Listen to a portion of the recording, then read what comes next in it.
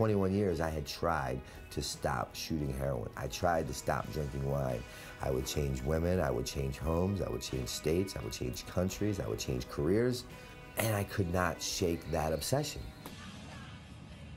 He was a professional skateboarder discovered by Tony Hawk and star of MTV's Jackass and Viva La Bam. Despite the riches of success, our next guest could not escape the claws of drug addiction like so many people. Brandon Novak is here to tell us his story of having it all, hitting rock bottom, and finally finding recovery. Wow, can I just say, looking at you right now, we saw that video. You look amazing. You look alive right now. Your eyes look alive right now. When you saw that video, yeah, what do you think about? You know, it takes me back to a place that I like to stay familiarized with, because I'm the kind of addict that I've seen me forget where I come from, and I always return, because I'll justify why maybe one glass of wine could turn out different now. Because now I'm like employable, I have some money, I have insurance, I have a home, you know, and my disease is so tricky. It's the only disease that tells me I don't have a disease on a daily basis, and it lies to me in my own voice. Yeah, you know, you talk about where you come from. You came by it honestly. Your dad was a crack addict, and that was kind of one of your bonding things as father and son. Instead of going fishing and hanging out together, you all were doing drugs and selling. Yeah, it was a rather strange relationship. I lived with that cautionary tale. My mother's a nuclear physicist. My brother's an attorney in the White House who practices pensions and benefits. I lived with that after-school cautionary tale of a drug addict. I swore I would never do drugs or be what my father is, because I see what drugs make him do to me, my brother, my sister. Lo and behold, I became that man. Yeah, you know? It's interesting in the country, because drug addiction has always been around. I think it's one of the most evil things that exist. Yes. But it's getting our attention more today, especially with heroin, because we've seen the people who kind of innocently stumbled into it with the conversion from, you know, pain pills to all of a sudden they're a full-blown addict. Absolutely. So however we can get the attention, we'll take it. And right now you don't even need to really try to get the attention. We're not in an opioid epidemic, it's a pandemic. Today in the nation, 174 people will die as a direct result of an opioid overdose. That's worse than the AIDS outbreak, it's worse than World War III. And the sad thing is all these deaths are preventable. So thank you for allowing me to come on and be part of the solution. Absolutely, this is one of my biggest causes. And the thing is that sometimes people say, they try to justify why somebody may be doing it. Well, somebody was doing it because they emotionally were looking to self-medicate. And that can be a part of it. We know that mental illness can be part of it as well. But there's a big part that we oftentimes don't talk about, and that is your cute kid who's the, you know, honor roll and the whole bit can also become an addict. Absolutely. I wasn't the kid that walked into class 20 minutes late in fear that everyone was staring at me. I was the kid that walked into class 20 minutes late thinking that everyone was waiting for me. I didn't suffer from low self-esteem. I didn't come from a life that had lack of choices, options, or opportunities. You know, I was a former professional skateboarder, first skateboarder to be endorsed by Gatorade.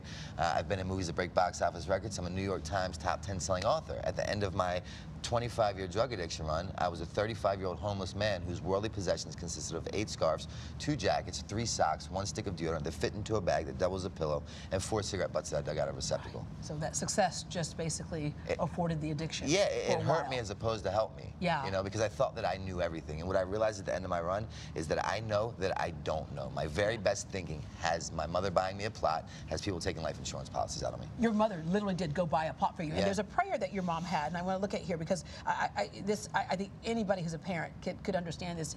If your child was in the depths of this addiction, she said, "God, please cure him, kill him, or kill me, because I can't take any more." Yeah, yeah. What was your coming to Jesus moment? It was at the point when I was horrible at suicide because I kept waking up. I was the kind of alcoholic that wanted to kill myself on a daily basis, but I didn't want to hurt myself in the process. And I was so low, the curb looked like a skyscraper. And what I realized is that, like, I put myself in this position.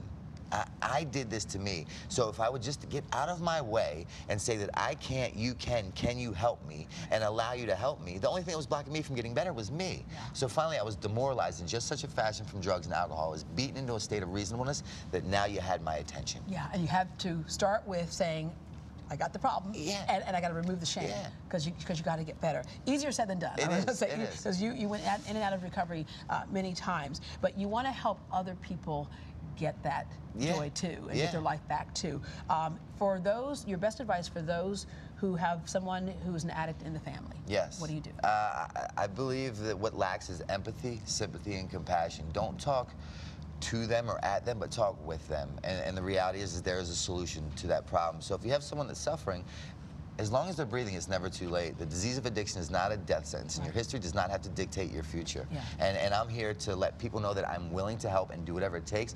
Here's my personal phone number if you want to call me, 610-546-2608. I will help whoever, however, whenever.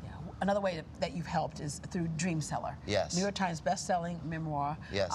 And in that book, you talk about your experiences with heroin, but you also talk about your deliverance from heroin. Yeah. Yeah. That's amazing. Okay.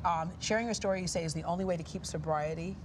Is to give it away. Exactly. It's weird. It's a concept of A helps B helps A the most. I can't do this thing alone, but together we can. If I could do it alone, I would not be in a 12-step program. I would not go to meetings. I didn't rid myself of the desire or remove the obsession to want to drink or drug. I shot heroin and cocaine for 21 years.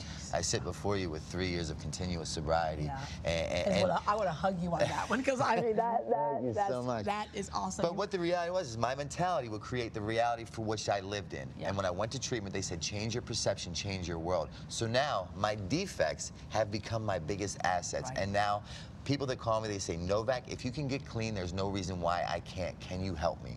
And part of helping folks, you partner with Barnes & Noble. You're hosting free series of events, One Community, One Concern, open addiction discussions. Banyan Treatment Center is helping to launch new scholarship programs, because you know one of the things that gets in the way for a lot of people is being able to afford treatment. People don't go to rehab because they have too much money. That's not the case. Right.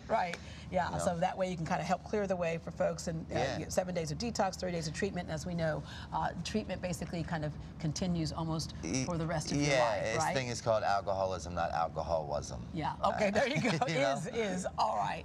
Thank you so very much for sharing your story with us. Thank you for having me. Or a loved one are struggling with drug or alcohol addiction, Brandon Novak would like to help. To contact him, head over to greatdayhouston.com and we will connect you. We'll be right back.